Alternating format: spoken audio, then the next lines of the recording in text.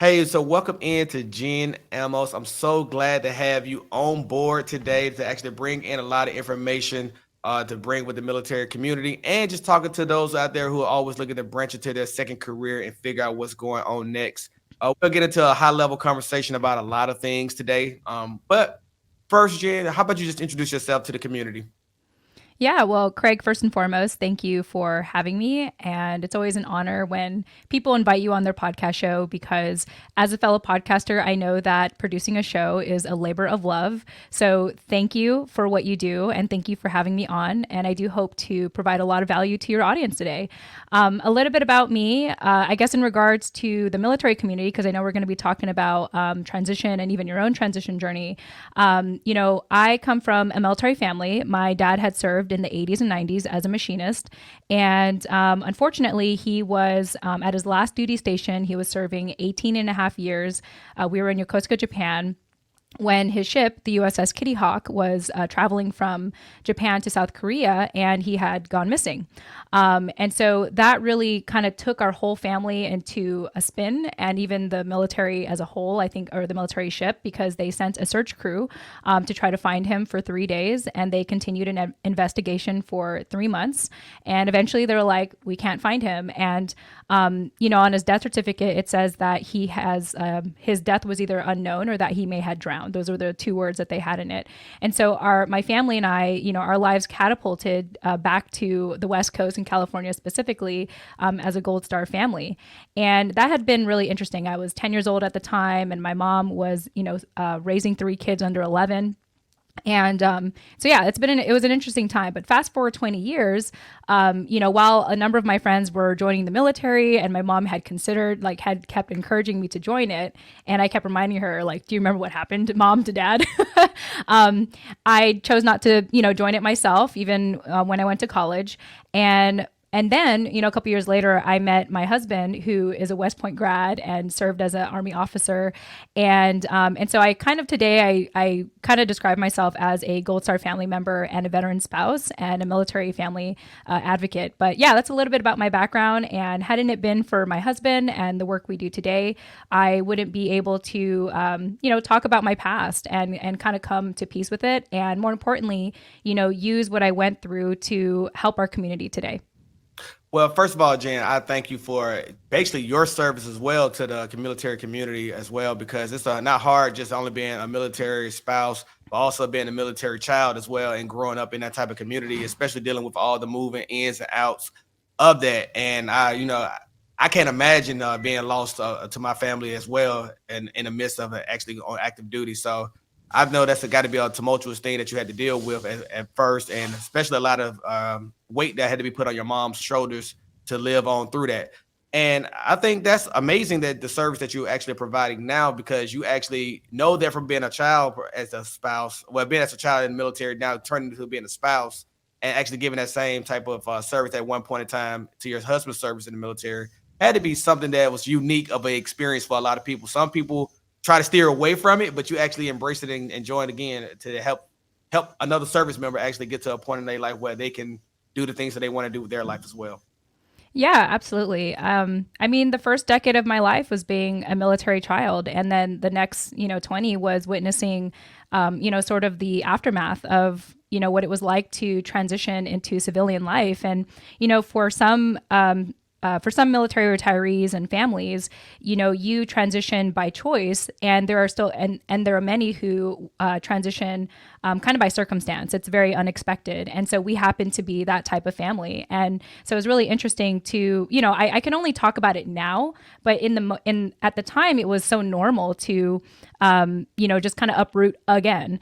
And even by then, it was difficult for me to, even though we stayed in California for 20 years, my mindset still was in that, like, oh, moving every 2 to 3 years kind of mindset. It was still difficult for me to really know that I was actually rooted somewhere. And so, fast forward 20 years, it's interesting to, speak with military families today where, that is still a common theme of, that mindset of constantly transition, constantly changing, constantly shifting, constantly relocating. And it's like, how do you find like stable ground? in all of that. And so it is interesting now to be on the outside of it and hopefully provide a, kind of an objective perspective on how our families can have a smooth transition one way or the other. And, for us, it just so happens to be for finance, but it's more than that too. It's really that, sense of purpose, like reinventing yourself for post-military life. And I feel really grateful to, take my past experience and really just have a deeper understanding of what that means for our military families, service members, and even our kids today.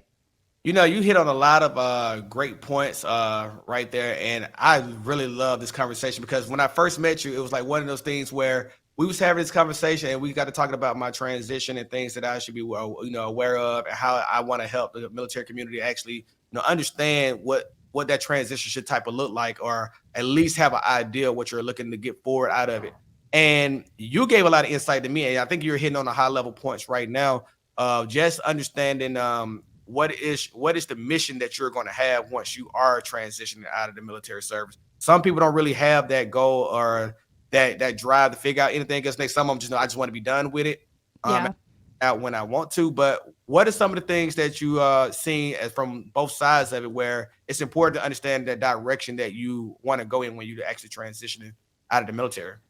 Oh, it's so important because I think it's common knowledge that, veteran suicide is very, very well known, very, highly spoken about. And I think a lot of it, and something that my husband and I tend to talk about very often, is that a lot of veterans have a lack of purpose in post-military life. And if you think about in the military, you were given a purpose, you were given a mission, and in post-military life, you have to kind of dictate that for yourself.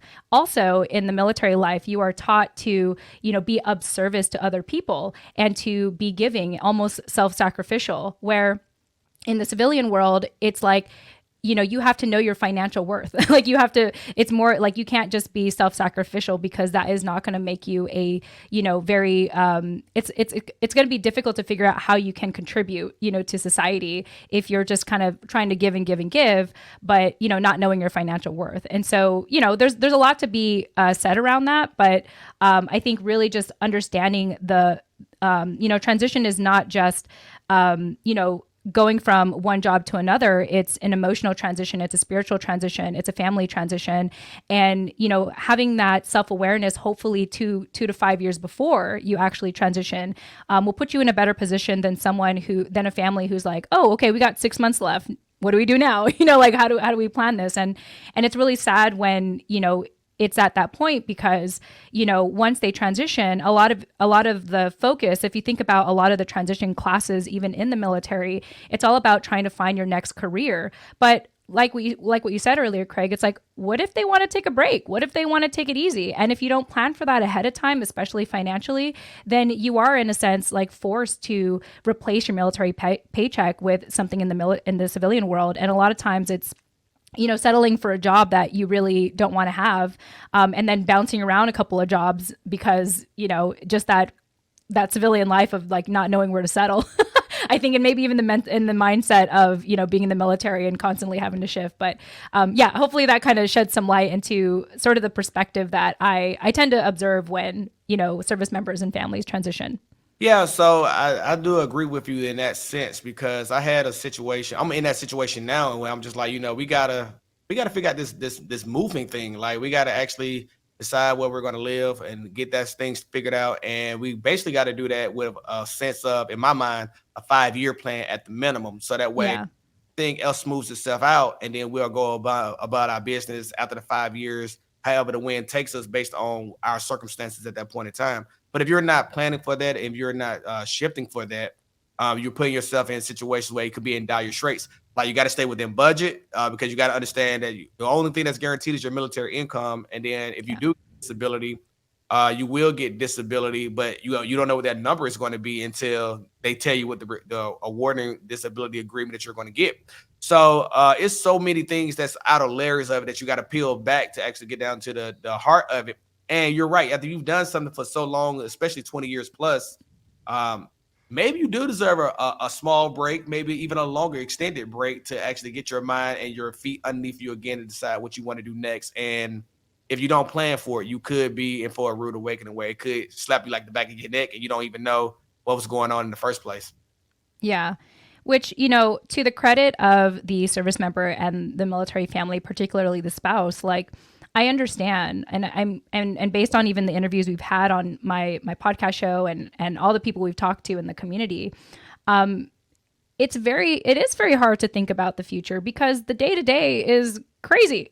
Like there are so many layers to the day to day. And then especially if you have to PCS, especially, if you relocate, like, I mean, there's so much going on that I understand I understand the struggle with that. And so I do think that it is healthy to say that at least start thinking about transition 3 to 5 years out. And I like how you said 5 years minimum, like at least start then, because there will be points in your military career where you can, kind of take it easy for a little bit and actually reflect and, plan for your future. But even 3 years, it's already like, that's already kind of, that's already sort of running out of time, I guess you can say. And so I do like how you said 5 year mark, because normally we're like, okay, it has to be, we usually recommend at least 3 years, but 5 years is a good mark. Yeah, I think it is. Knowing it from experience, and it's based off strictly off experience. If you asked me 5 years ago, where was I at and what was I thinking about? I was not thinking about retiring. I can tell you that.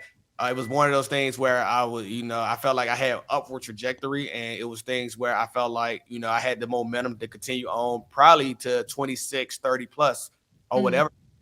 Like things change, and when things change and you're not planning for them, you're actually putting yourself behind the eight ball to actually make those decisions. Now you're in your situation where you have to decide, am I doing the right thing for myself, or am I tied to this job now because I have no other options? And that's even a worse situation to be in, because if you're not doing it because you're passionate about it anymore and you're going through the motions, you can almost put yourself at risk. You're putting yourself in danger. You're putting others in danger. And you're really not in that mindset to think about what's actually should be given the part to the job. And that's really even more of a hazard, in my opinion, if you're not already preparing yourself, even if you're not going to make that transition, to have some type of a backup plan if for some odd reason it's time for you to go home. Yeah. And in addition to that, if you are, if you just sort of jump from that military paycheck to the first civilian paycheck you can get, some things get pushed in the back burner, like, spending time with your family or kind of taking some time to reflect and figure out what this next part of your life is going to look like. It's very important to think about those things, because you're not in the military anymore. You're not being told what to do. You're not being, sent to places. You're not being given a mission. And, this job, and also I think what a lot of veterans I think struggle with is a sense of community, a sense of belonging. And if you're just working that 9 to 5, not really connecting with your office mates because they're all civilians and you're like that one veteran, it's a very complicated situation, and you feel alone. And again, going back to that, veteran suicide 22 a day thing. I mean, I don't know all the stats on it, but my part of my theory is part of why that happens is because of that lack of purpose, that lack of belonging, that lack of being understood in the civilian world. And so if you don't give yourself the time, not just the veteran, but even the military spouse, to sort of rediscover who you are and who you want to be, then yeah, it's like it'll catch up with you later, I think is what I'm saying. Like you can get that job, but again, it's going to catch up with you later. For sure. And I had a perfect example is that I talked to a friend the other day. I just called to catch up with them, and it wasn't even nothing major. And they got to talk to me about, I retired, and I was retired for a full scale 2 years. I didn't do anything. That's exactly what he said. Like There I you ain't go. do anything for 2 full years. And he said, one day I decided, man, I got to go back to work. And I was like, really? I said, what changed? And they go, well, you don't realize when you retired that all the people that you hung out with, they not retired. So I Yeah. had nobody to hang out with. So I was just by myself a lot. So I was like, need to Yeah. go to work. So That's so funny. It's like, oh, everyone's working and I'm just home doing nothing and no one wants to hang out with me. So yeah, I guess I'm going to kill some time by getting a job, which is fine. I mean, hey, if it took you 2 years to realize that, then good for you. But the point is that he took that time, to maybe want to build a social life and, reconnect with maybe old friends. And then he realized like, oh, everyone's busy. So I think I'm in a good headspace to, I filled up that cup in regards to like, rekindling my social life. I'm good. Obviously, everyone's only free like after business hours and on the weekends. So now I can fill up the daytime with a job, and that's completely okay. Yeah, and I absolutely, I found it amazing. I like one you was off for 2 years, and I'm like, I alcoholic you are, and you all of a sudden decided that it's time to go back to work, and really they're paying him to do what he already was doing in the military, and it's not a sweat off his back at all. It's just him just burning time, like you said, killing it to hang out with people in the social life that he wants to later on. So let's transition to the Gold Star family perspective here, right? Can you talk to us about exactly what is a Gold Star family member and what does that mean in the military? Yeah, a Gold Star family member is basically a surviving member of a surviving family member of a service member who had lost their life in the military. You know, whether it's while on active duty or even in post-military life. And I also want to make a note for the service members who had taken their life while on active duty or even in post-military life, because oddly enough, Craig, that when sometimes people tend to dismiss or minimize service members or retirees who committed suicide, they don't count them as Gold Star family members. So I do want to make it a point to mention them and validate them because they did serve, they did put in their time. And so yeah, that's a basic definition of what a Gold Star family member is basically the surviving family member of someone who had served in the military. So, is there specific entitlements that they're giving based on being a Gold Star family member? I mean that's a complicated question because I mean I know for sure with my family we were granted Chapter 35. What that means is my siblings and I were all able to get our colleges paid for, especially if we went to a state college. My sister actually went to a UC school in California, but she was able to use financial aid to get in. But my point is that all of us were able to get our school paid for, and fortunately, we were able to still have like TRICARE and some of our military benefits up until I think we were 22 or 23. Then we essentially lost it all and we're pretty much civilians at that point. I remember when that point came, I was like, oh my gosh, I need to figure out how to get my own benefits. But the interesting thing that I think a lot of Gold Star family members don't know, and this is something I had to actually figure out 20 years later, is that there are a lot of nonprofit organizations that support Gold Star families. I want to give a shout out to the Price of Freedom Foundation, where shout out to Dennis and Keith, where they actually work with Gold Star family members to write biographies of our fallen heroes. That being my dad, and so that's one of the organizations I've had the fortune of working with.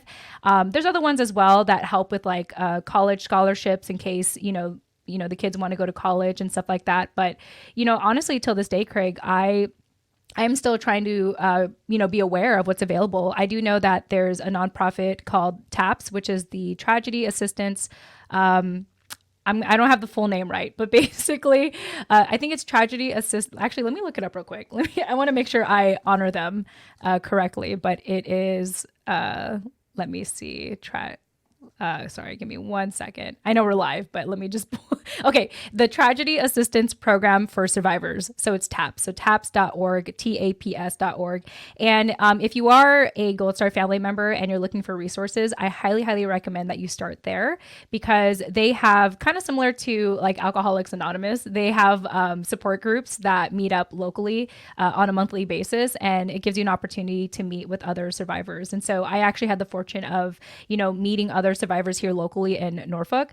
And it was just really great to connect with, whether they were spouses or, children such as myself. And it's not even just for the new Gold Star family members who had lost someone recently. I mean, the last one I went to, we had a Gold Star wife who had, lost their husband who served in the Vietnam War. So it's really just a support group for all survivors, and it's free as far as I'm aware of. And they even have like peer groups where if you want to, connect with, if you want to have sort of like a mentor or someone, someone to talk to more deeply about your situation and what you're going through. So yeah, that is a really good starting point. I obviously I don't I'm not like a representative of them, but I highly do recommend going to this organization if you're looking to get started somewhere. Awesome. Yeah, we'll actually leave a link down below. I have it up on the screen as well. So this is the website, taps.org, like she said. We will, like I said, link it down below, and definitely check it out if it applies to you, if it's something that you actually want to help support. One of those things as well too. It's no big deal if I back one way or the other. I think that's awesome experience as well. So when actually one of the major conversations that we had before we transition off of the Gold Star family member stuff is basically survivor death benefits, right? This is like one Hmm. major. I don't want to say like it's one of those things where I always tell people say, oh no, I'm not doing that. But it is certain situations where maybe it applies to you that you may want to take into consideration. And there's times where a lot of people say, it's just too expensive. And Yeah. me and you had this conversation offline about the survivor death benefits. And one of the things that you need to take into consideration is if you're not going to get it, what is one of the things that you need to do to protect yourself? Hmm. So we want to talk about some of those things. Like, what do you think is best to not none of this is financial advice, by the way. Anybody listening to this, but this is just one of those things where if you're transitioning, you do have to come a crux to dealing with if you're going to get your survivor death benefits package with your retirement pension, or are you going to compensate for it somehow other way? Yeah, absolutely. And I do appreciate you prefacing that. I myself am not a licensed financial advisor. I want to be very clear about that. I am a spokesperson for our company. I do talk very deeply about my podcast show, The Spouse Benefit Plan, where I have worked with my team to really talk about the importance of understanding the survivor benefit plan, especially within the eyes of the military spouse. And so it's interesting because whenever we talk, I think in my experience of working with our team, the survivor benefit plan is a little bit about that morbid talk that no one wants to talk about. It's one of those things that it's kind of easy to put off, or when you're in the midst of transition, if you don't know enough about it, it's easier to just keep it. It's easy, because if you don't want it, you actually have to go out of your way to get your spouse to sign some paperwork to actively opt out of it and actually get it notarized. And so it's just one of those things that, again, because of the morbid talk, it's easy to put off. And then two, because it's not entirely understood, it's easy to just keep. And so the best way I can explain the survivor benefit plan is to first help, military spouses and retirees understand their military pension, because that's ultimately what the survivor benefit plan protects. Now, of course, when you retire, when you have the military pension, it's a good chunk of change, for the rest of your life. Like I know, and this is just some general ballpark numbers. Let's say, for example, an O5 who had served 20 years is going to make about $4,500 a month in a retired monthly pay for the rest of their life. So just think about that number, $4,100 a month for the rest of their life. Now, here's the thing. The reason why it's important to understand the survivor benefit plan is should anything happen to the retiree, that $4,100 gets cut down to 55%. Now, I don't know how to do the math. Let me do the math right in front of you guys right now. So if we do 4,100 and you take 55% of that, that drops down from $4,100 to about $2,200 for the surviving spouse for the rest of their life. And so what I'm trying to say is that if you choose to not look into other options, especially if you have the ability to, especially if you can qualify for other options, in post-military life, should anything happen to the military retiree and the surviving spouse has to take the survivor benefit plan, that pension gets cut down from $4,100 a month to approximately $2,200 a month for the rest of the spouse's life. Now, for some people, it's not a big deal because they're like, oh, well, I'm going to get another job or I'm going to, find other ways to make money.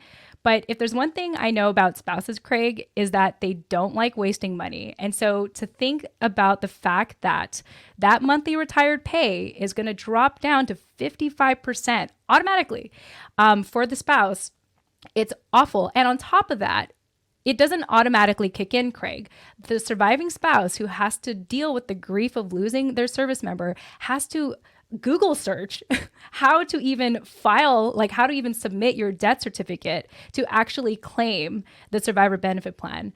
And so again, It works for a number of people. I'm not telling people to, I'm not trying to villainize the survivor benefit plan. It's just my goal and my mission and what we do here at US Vet Wealth to let you know what your options are. And if you can qualify for other things in the private market, you could actually protect 100% of that pension instead of just 55%. And then some. There's more I can say about it, but the most important thing is to understand that the survivor benefit plan will only protect 55% of the military pension, and that's the only outcome that a surviving spouse will get should anything happen to the retiree. Did that make sense, Craig? Yes, and I want to take it just a step further to kind of like illustrate the point a little bit more because you did a Yeah. great job on it, right? So I like to do it in mass numbers so people understand exactly what it is a little bit here. So taking that same '05 pay, 20 years, let's call it 4,100 or whatever, right? And Yeah. we by a lot in certain people cases, okay? But either way it goes, that 4,100 times, you do that by 12 months for a whole year's annual salary that you'll get in pension. That's a $49,200. Let's call it 50. Right. Yeah. 50,000. Yeah. Call it, and then the 2,200, right? If you take that by that 55%, let's say that's a $1,900 difference that you're giving up each month. Yep. By 12, that takes you down. You're losing almost $23,000 out of your pension. That's a lot of money for a lot of people. Like, imagine what you could do with $23,000. But some people, that's their mortgage for a whole year. That's right. So, like, when you think about it in that aspect, and if you multiply that over, let's say they retired at 52 and they lived to 82. You multiply it by 30 years, you're giving up $684,000 over that time span because of the survivor death benefits that you're going to be giving up to actually cover that when you actually go away. And if you do absolutely die around 82, the longevity of women usually outlive men. Men usually don't outlive women. So it depends on what type of your status, if you're male or female. This may be where you just gave up $684,000 and no one ever gets to use it. It may go is if you have surviving benefits for your kids available. But at the end of the day, what happens is that someone is going to be waiting a long time in certain aspects to actually even utilize that benefit that's going to come available for them. You're not going to get that in a lump sum. You're going to get that in payments. So that's the gist of it, where basically if someone was to pass and whatever wealth resource that you use to protect your pension, whether that's I guess a whole life policy, umbrella policy, whether that's a permanent life insurance, or even if that's just getting just your traditional I'm losing the thought of whatever it is right now. I have it myself. Term insurance, right? Regular term life insurance to cover that same amount, $684,000. You're probably coming off cheaper in some forms or fashions. Depends on how much you have to pay out and taking care of that based on your medical status at this point in time when you get ready to retire. So the bigger point of it is just look at how much you may not ever even get to utilize the benefit of. Yeah, absolutely. Craig, I love that you did those numbers for me because I recently just published an episode on the spouse benefit plan where I had to calculate all of this. And more importantly, you mentioned it, like what you end up losing out on. So in my last episode on the spouse benefit plan, I talked about the opportunity cost. It's like, yeah, you may get 55%, but you lose 45% of the military pension. And again, if there's one thing I know about spouses, if there's one thing I knew about my mom and growing up and watching her, is that they don't like to waste money. They don't like to lose money. And I just think that, and so unfortunately, this is a conversation that is really difficult to talk about among spouses, I think, probably for a number of reasons. My take on it is just the lack of information, and more importantly, just in my observance, I'm not saying this as an absolute fact, but a lot of spouses tend to focus on the day-to-day budgeting of the family, and so to think about future planning it's just a very overwhelming thing because they are so focused on many other aspects of the military life and, holding down the fort that it is a hard thing to look at and study. And more importantly, truly and confidently signing those papers and notarizing it saying, no, I don't want the survivor benefit plan. It really has to take a well-educated spouse, or more importantly, the trust of the service members such as yourself, Craig, to be like, you know what, there are better options out there.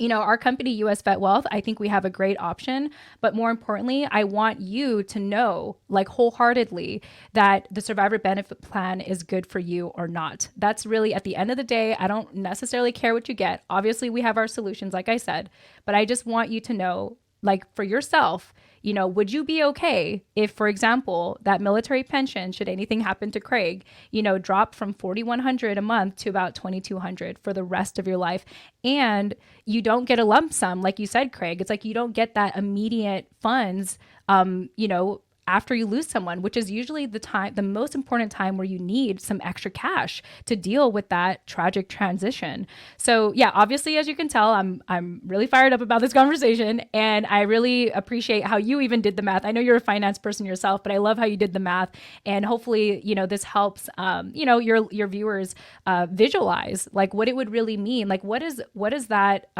the number you said? What is 1,900 a month? Like what does losing that mean to you? Like you said, for some people that's a mortgage, that it could be for other things. And it's like, why, like, it just makes me upset to think that, you have dedicated at least 20 years into the service, at least 20, to get this pension, only for it to get reduced to 55%. It's criminal, to be, if you ask me. That's just my biased opinion. It's not my suggestion. It's not my absolute thing, because I don't want to talk against the survivor benefit plan. This is more of just giving that other perspective that I think, our military families have to hear. And so I hope that I hope you all appreciate it, and I hope you all find it helpful. I'm a bash it a little bit more. And I'm not bashing. It's a bad thing. I'm bashing it because financial. You're right. Like financially, you have to think about it so wholeheartedly, right? Like, this is I'm a bash it a little bit because even in the military right now, one of the main things I always talked to my sailors about was that protecting your assets, right? That's the main thing that you have to do. You never know what is going to happen, and the worst thing that you can do is not protect your assets for your family, or make sure that your family assets are protected, even if something was to happen to one of them, where you can still go to work and do the things that you need to because you protected the assets. And one of the hardest conversations to have is talking about one of the things is wills and making sure that you have all your medical things lined up where if someone has to pull the plug on you, they understand that's really what you wanted. You have to have these conversations because some people may not want to be in a vegetative state, but that's to get right. Where even when I purchased my first home, my first thing that we discussed was we need to get insurance to protect the house. Right? Yeah. Supposed to go. I don't want you to have to deal with trying to figure out how you're going to make the next mortgage payment when you should be grieving or I should be grieving. So we went out enough insurance to cover the house, whether it was her or it was me, anything of that sort. And that's typically what we're seeing here. It's the same thing. You don't want to put yourself in a situation where you're worried about where that income is coming from, where you should be living your best life at that point in time. So even with the military giving you SGLI, which is life insurance, it's only $400. But a lot of people, their house at this point in time, especially in this market, it costs $600,000, $500,000. The average median price, where we live at in Virginia, is right now, I just read a report, is $396,000. If I was on active duty, you're getting $400,000. That's leaves you with $4,000 left to actually live off of, and hope that is enough. If you're not getting a pension or anything of the other. So I do think it's important to actually consider your alternatives and making sure that it comes to it. And I just did the rough map. If you was to get term insurance, which you can get better insurance than term if you want, but if you got term and you was probably one of the most ailing people in the world where they would be hard to cover you, let's just say that was 33% of your pension that you had to give up off that $1,900 that you still coming out making $1,200 off that $1,900 that you had to give away. So $600 is what you had to give up to actually still see benefit to your pension versus paying 55% of it away, 45% of it away. Yeah, absolutely. And, I think the important part is to also mention that, it's not just about death. And unfortunately, that's what the survivor benefit plan only focuses on. It only focuses on the survivor. And part of why, our podcast show is called the Spouse Benefit Plan is it's a reframe, to actually focus on celebrating the life of a spouse and the life of a service member. Because here's the thing, there are new solutions today that are more accessible to our military families, where you don't have to wait till death. You don't have to wait for a car accident to have access to your money. There are ways where, there's a concept called private banking, where you could actually privatize your pension, so that, when you transition out, one thing that we talk about with our company is that, this is actually some new language we started using, so just bear with me. So one thing that we like to focus on at US Vet Wealth is showing you how to privatize your pension, because when you think about, so that's really the solution that we tend to offer, but I'll get into that more later. The reason why we talk about privatizing your pension is that when you're about to transition, all these TAP classes talk about preparing you for your next career. And, we mentioned this earlier in our conversation that, sometimes you might want to take a break. You might want to take a break when you transition. More importantly, even if you do work in post-military life, you don't want to work another 20 years to get your second retirement. And so there are solutions today, because you have this pot of gold called the pension that no other civilian has, because you earned for it, you served it. There's a way to protect it and even grow it and even use it in your lifetime, so that, you could actually live, as opposed to just wait till your 60s to, tap into your policies and, finally live retirement. Like, you can live today. It's okay to live today. It's okay to tap into your finance today. And, I highly recommend, if you want to learn more about that, you can reach out to us at US Vet Wealth. Again, I'm not the financial advisor. That's why I keep redirecting. But we do have solutions today. And more importantly, we want to educate you that life insurance isn't just about death. Here at US Vet Wealth, we put the life back in life insurance. And the only way we can have this conversation, though, Craig, is it goes back to that first question. Like, do you want to keep or opt out of the survivor benefit plan? Can you make a confident and informed decision on that? And if you can, then the possibilities will open up in front of you. But it comes to that first. It comes to, do we want the survivor benefit plan? And more importantly, do we want to keep 100% of our pension instead of just 55% should anything happen to the retiree? So I think we need to focus on that conversation first before we talk about the possibilities, because just as you've already mentioned, Craig, there's so many ways. There's so many other options out there, but it starts with that first conversation of really understanding the value of your pension. Absolutely, Jen. I think you hit it right on the head. Education is where it's at. You have to be very educated and know what you're getting yourself into. And if you don't, you got to be able to ask the right questions and figure out what resources will give you the right direction to kind of make an educated plan, which is important. It's very important. And I agree with you there. Okay, so talk to me about some of the things that you feel like is some things that people just don't really pay attention to when they do decide transition. Because I feel like I'm asking all the right questions, I'm doing all the right things every now and then, but sometimes I second guess myself about, am I going down the right lane right now?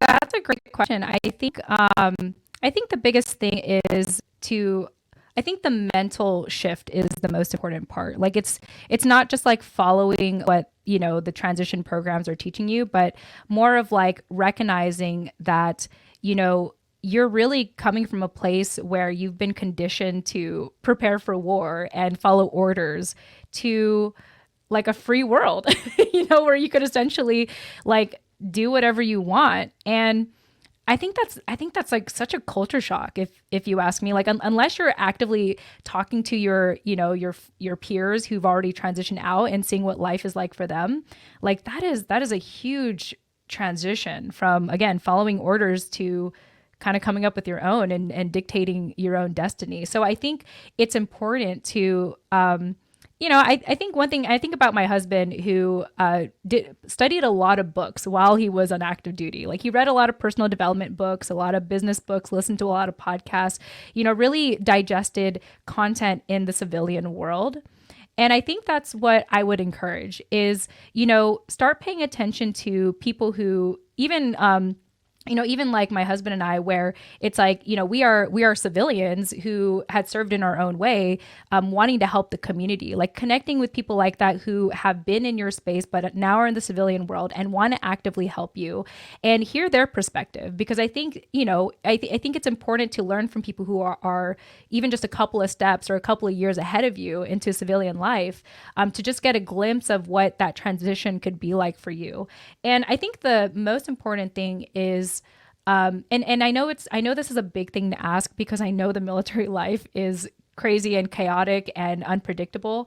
But if you could find those like kind of lulls in your military life to actually, think about the future, I encourage you to do it. That's really all I'm asking is if you're able to do that, like take that time, to again digest content in the civilian world that is wanting to help you with that transition. So I think overall, just that self awareness and that desire to want to self-educate on what post-military life could look like for you, not just what the government is giving you, but also what civilians, nonprofits, organizations, businesses like what my husband and I do at US Vet Wealth, like seek out those options as well. Because if there's anything we know about the government, it's slow, it's sort of outdated sometimes. And even if they have the resources, there's not enough resources to go around sometimes. Sometimes there's a waiting list. And so it's important to recognize and to explore options outside of government options. So yeah, is that helpful, Craig? That's very helpful. Because as you know, like you said, as you started out, you run your own podcast, and content creation is the thing where I've been ratcheting it up and picking up steam, trying to get better at it each and every time I do one of these, and like that's hard in managing, retirement, trying to transition, do your regular day-to-day job. Because this is like, for people who don't believe it, this is a full-time job in itself. Yeah. And you're your CEO, your CFO, your COO, and you make it until you get to a certain point, until you can need those people to come in and be your own resources. You definitely are one of the one-man band or one woman band at some points too. So you got to figure out exactly it is what you want to do next, and taking that time. What you said, I think was key, was lull. When you find that the downtime to actually consider what are your next options, and kind of, if you can, just draw it out. Like sometimes I have my tablet around just to draw out what I'm thinking in my head next, so that way I can see if that will perpetuate to where I want to go next, and really think about it concretely if that's what is one of my top 3 goals next. So I think that's awesome advice. And I mean, obviously, as a spouse, you always care about what make sure the service member is in the right the mind state, because you don't want them to come out and feel like they made a wrong decision. And you want to be supportive enough, but you also want to make sure, are you sure this is what you really want to do? If you really what you want to do, what is your plan? So they kind of, it's one of the things that you want to initiate conversation on too, in my opinion. Yeah. And, the key word there is conversation, like open up the conversation and be open about it. I think that's that's another big thing that we have to break through in the military community is the stoicism, is like acting like everything is okay. And I understand and I recognize that for some people there's that, fear that maybe they won't be able to go up a rank or they won't be able to get deployed if they reveal certain personal things about them.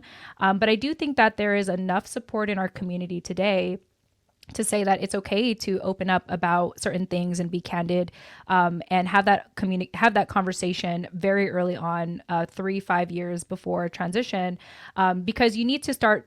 Like part of the practice of just communicating about these things is you're practicing how to advocate for yourself in post-military life. Like, again, you're not going to be told what to do unless, you find a corporate job. Then yeah, sure, you might be told what to do. But even then in corporate America, it's all about how do you stand out? It's all about how do you individuate, and in order to, get promoted. So I think just practicing how to have these open conversations and this dialogue early on is a great way to start practicing how to advocate for yourself. And that will translate in your post-military life.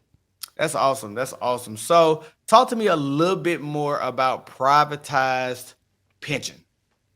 How does that work? Privatizing the pension. Honestly, that is something that you'll probably have to talk to my husband about. But, for us, and we're still working on the language about this. Like, again, I'm not the licensed one, but the whole idea of privatizing the pension, I think the best way I can describe it is that for now, is that if you just keep your current pension, the one that you worked hard for 20 years at minimum, the only way of protecting it is with the survivor benefit plan, right?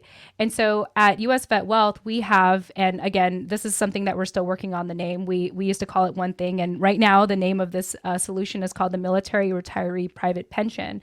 And the whole idea of it is that should you choose something in the private market that you qualify for, and use that instead of the survivor benefit plan, you get to increase your odds in post-military life. Now it's not just about waiting for the service member to pass away for the surviving spouse to receive a benefit. It's more than that. It's kind of like, hey, what if, like, what if you want to be able to start a business? What if you want to be able to take a break for a while? What if you want to take on internships and not worry about a paycheck for a while? And so privatizing the military pension gives you an opportunity to increase the odds, increase your options in post-military life. Now, the how-to, Craig, I'm going to have to save that, for our team, like I mentioned. But I just want to let you know that that is possible. It is possible to protect 100% of your pension, and it's and the way to do that is by looking at solutions in the private market. I know that a lot of people, some people are very fortunate and have the time in those lulls to, study what's out there. Like, you mentioned term and whole life and all that.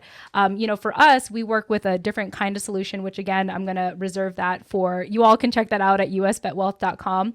Actually, I thought this would be a good opportunity to mention that we do have a free download on our website at usvetwealth.com that there's no email opt-in necessary. And if you want to get this question answered, if you're kind of like, you know what, I want to make a confident and informed decision about the survivor benefit plan. More importantly, I want to protect 100% of my pension. If you want to learn the how-tos on to do that specifically, then I do recommend that you visit our website, usvetwealth.com, and download our white paper where it talks about military retirement pay. And right now, Craig, we have case studies for certain ranks. We have E7, E8, and O5 and O6, so E7 and above. And so if you want to know about your particular situation, we actually calculate the numbers based on, the military retired pay today based on the high 3 calculators, or a high 3 calculator. And so it'll get into the nitty gritty and talk about these numbers. That's how I was able to pull from, knowing that an O5 serving 20 years will make about $4,100 in military and monthly retired pay every single month, because I'm pulling it from, this document that, once again, you can download for free on our website. But hopefully it'll be able to kind of get you started into wanting to learn more about it, and see what's possible for you. And at the end of the day, once you know that this is something you want to do, you can at least find out if you qualify or not. And if there's anything I know about the military community, Craig, is in general, I think we're like the healthiest community out of any community in America. So I'd like to believe there's a high probability that you're going to be able to qualify for something better now than later.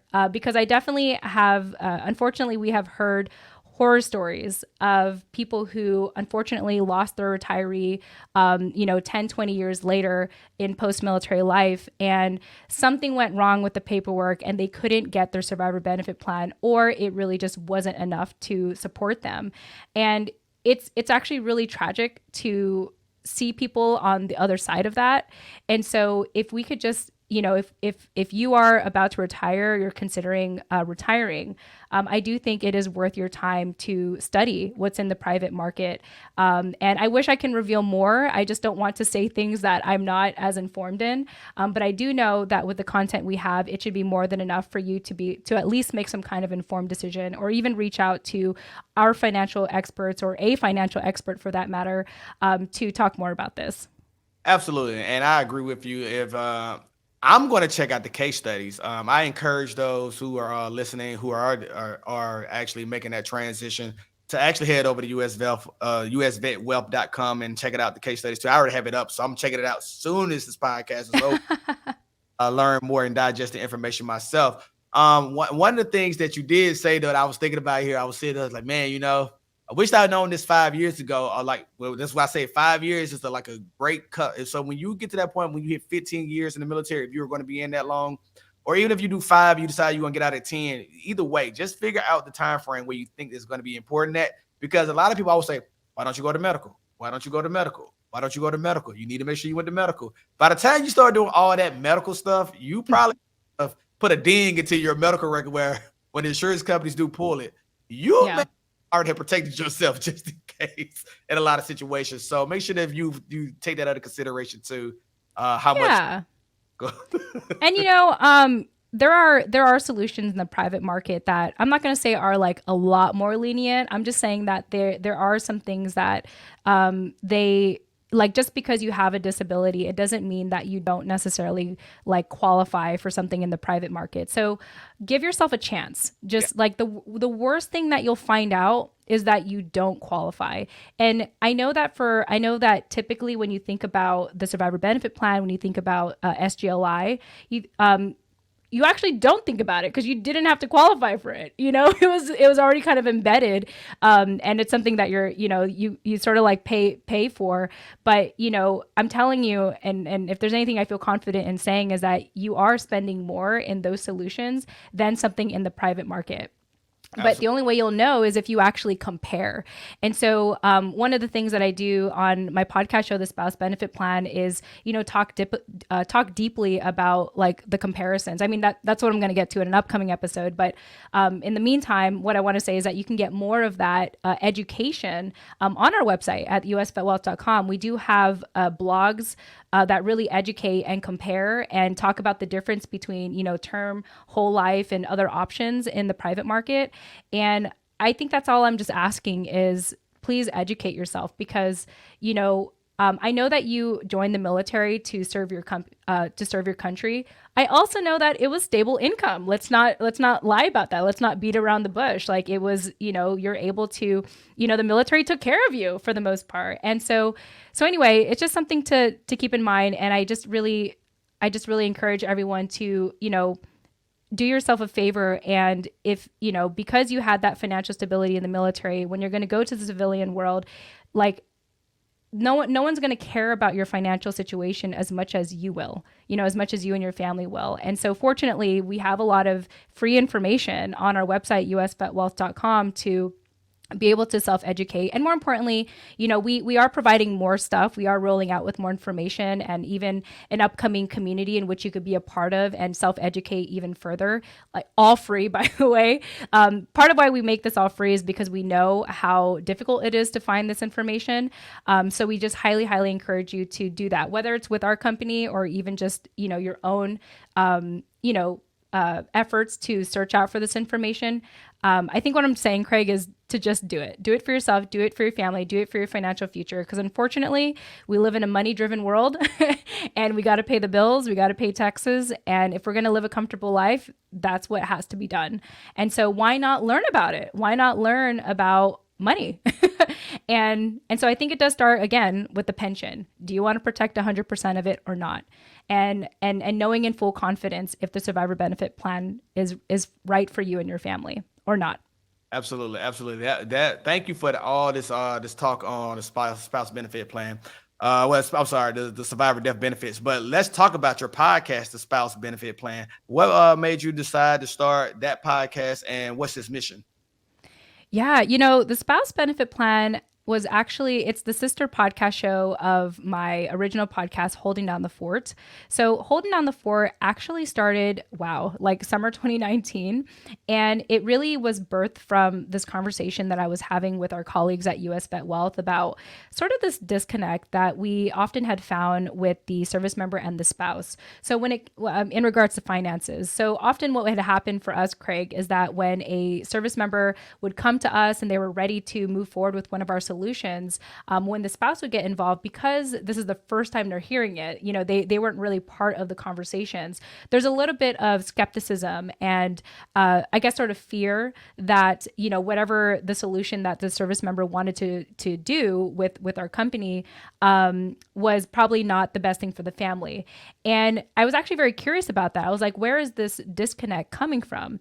And so I remember talking to, our colleagues about this. And I remember saying, we know a lot about the service member story. We know a lot about the veteran story, but what do we know about the military spouse and their understanding of personal finance? And so Holding Down the Fort was actually the first show that got birthed from this conversation. And Holding Down the Fort is really it's really just been an opportunity in the last 3 years to interview people in our community and for our community about what goes on in day-to-day military life, what are the struggles, what are the stories, and more importantly, what are the resources or lack of resources that are available to them. And so in that journey, Craig, I was able to get a better and deeper understanding as to why a lot of military spouses are very, for lack of a better term, ill-informed about the spouse benefit plan. Or sorry, about the survivor. I'm like totally plugging in my show about the survivor benefit plan. And so from that, we were able to create the sister podcast show, the spouse benefit plan. Now, the simple explanation of the show, Craig, is to, make sure that our military spouses and service members make a confident and informed decision to keep or opt out of the survivor benefit plan. The reason why I created the show, thanks to the help of my team, it's really a team effort to script the show and produce the show. The reason why I did it is because a lot of our content on usvetwealth.com is really geared toward the veteran, toward the military retiree, because that's my team. That's what they're made of. They're veterans. They all had served. And I'm really the only one who is part of the team who has that experience of being a military child, and witnessing what my mom had experienced while in service and in post-military life. And so it's been a true pleasure to create that representation for our military spouses to understand what the survivor benefit plan is for their particular situation, and not just kind of put it off as the morbid talk. And so, yeah, that's a little bit about the spouse benefit plan, Craig, and what it's about. And it's my hope that it's easy, digestible information for the spouse to understand.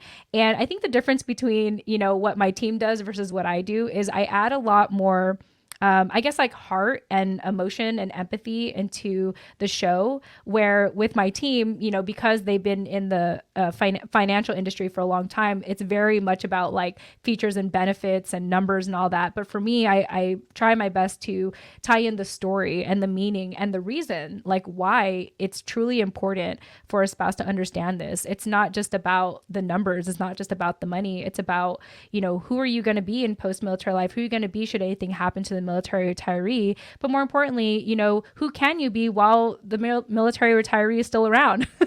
So, and not having to think about that morbid talk, because another episode that's going to come out a little later, Craig, is even the probability of a spouse actually benefiting from the survivor benefit plan. I mean, we talked about this a little earlier, that there may be a very low chance that they may ever actually need it. But that's a conversation for another time. Absolutely. Jen, I appreciate you. You're killing it. I love your energy, and I think that the Spouse Benefit Plan podcast is actually serving a great mission. It sounds like it's right up. We basically in the same field, basically almost at the same time. With this camera keeps going. I need a new camera eventually. But either way, where I think that me and you are serving the same mission, where basically we are trying to make sure that the service members and even the spouses have all the information that they need to make informed decisions, whether that's transitioning their careers or actually just making sure that they're taking care of themselves as a whole, as a family, to make sure they're doing the best things for each other. And that's awesome. I think that's an awesome mission. And I'm proud to actually say I met you and I know you.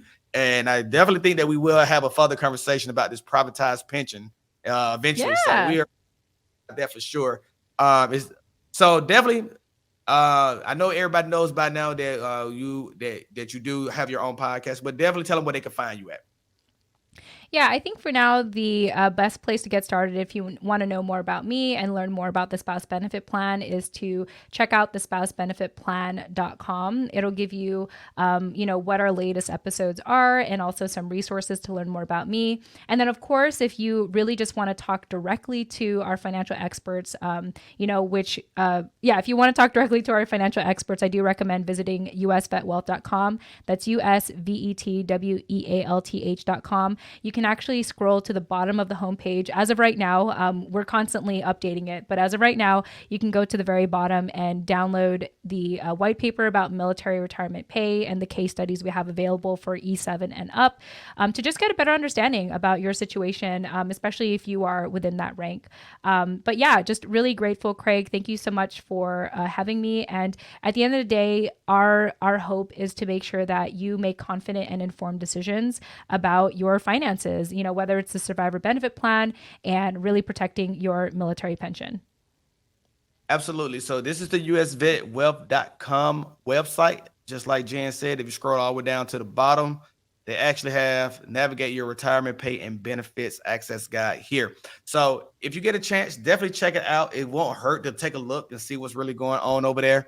And kind of get a little bit more education. There's nothing wrong with getting free education around. And Jen, once again, I do appreciate you all being on board for the podcast today. Definitely, I will connect with you again. I'm pretty sure there's going to be a lot of questions that come from this podcast that we're going to have to dig into a little bit here as well, sooner than later. So I appreciate it. Once again, we're going to sign off from the Craig Houston podcast. And Jen, can you stand by for me? Yeah, you got it. Thanks for having me.